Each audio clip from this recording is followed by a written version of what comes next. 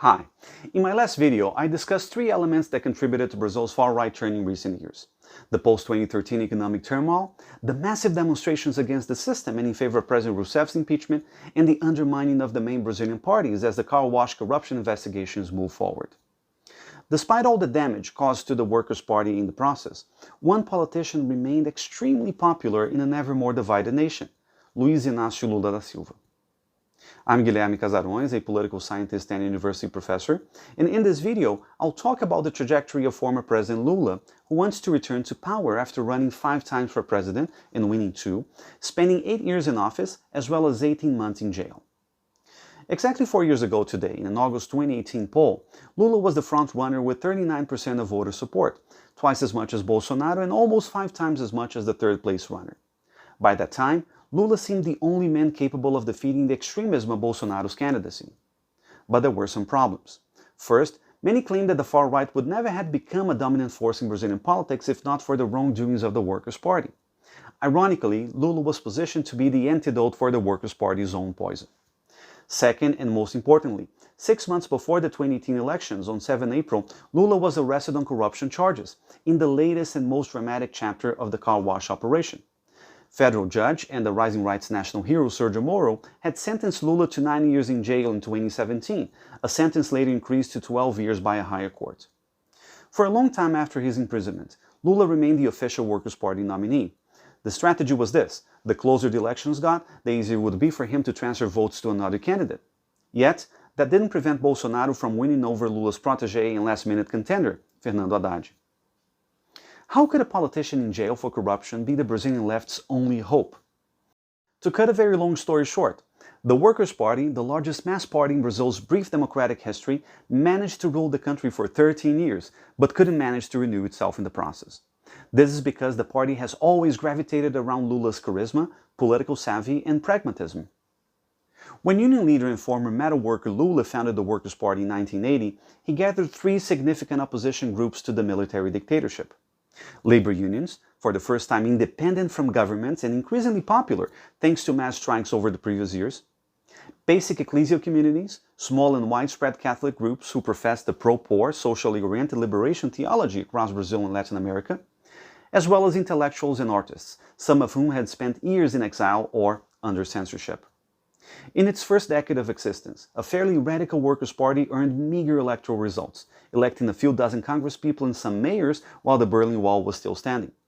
Over the 1990s, a more down-to-earth party expanded to elect some governors and senators, besides increasing its presence in Brazil's House of Representatives 4-fold since 1986. Moreover, Lula came second in 3 successive presidential elections, 1989, 94, and 98, becoming the Brazilian left's indisputable protagonist. By 2002, Lula's time had arrived. He had embraced a new, watered-down identity which became known as Peace and Love Lula. In his move to the center, he committed to orthodox macroeconomic policies and picked a conservative vice president, self-made textile multimillionaire José Alencar. His government was a combination of successful social policies, such as the flagship Bolsa Família initiative, economic growth, and poverty reduction. At the same time, it faced several corruption scandals, from vote buying in Congress, illegal campaign donations, and other forms of kickbacks. While virtually every top Workers' Party politician succumbed to graft charges, Lula remained unscathed, earning the moniker of the Teflon president and leaving office as Brazil's most popular head of state. Lula campaigned for his hand-picked successor, Dilma Rousseff, but his ability and willingness to pull the strings in her administration quickly waned. On the economic side, Rousseff ended up carrying the burden of recession and social turmoil alone. On the political side, the impeachment plot undermined Rousseff's reputation, and mounting corruption accusations further weakened the party. Once again, Lula himself got away with it. But not for long. Since its inception, the car wash prosecutors and Judge Moro gave clear signs that Lula was their top target, and leaked private conversations among members of the operation that went public a few years ago only provided the necessary evidence of biased proceedings.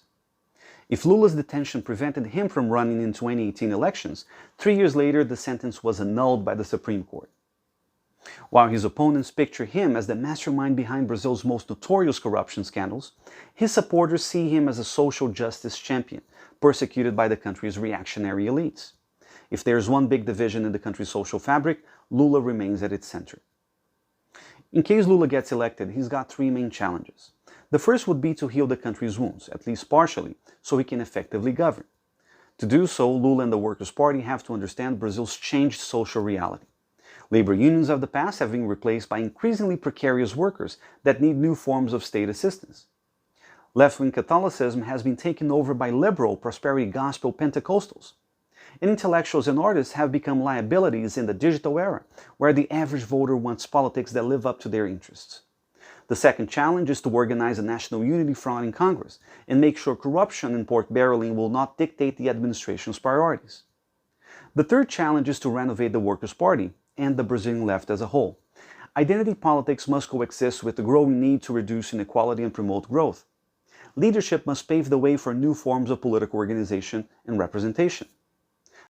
But most decisively, by the time Lula takes office for a third term, he will be 77, and time is implacable even with those who believe they are larger than life.